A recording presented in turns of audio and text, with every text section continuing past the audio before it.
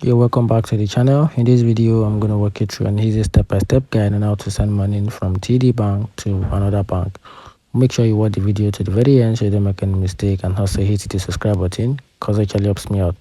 So to get started, TD Bank's online banking allows you to transfer funds between your TD account and account at other financial institutions. And here's a quick setup. So the first thing to do is to access your TD online banking account. Then from there you have to select the transfer tab. Then from there you have to choose add external account and provide the necessary details, including the routing number and the account number of the external account, which is the external bank.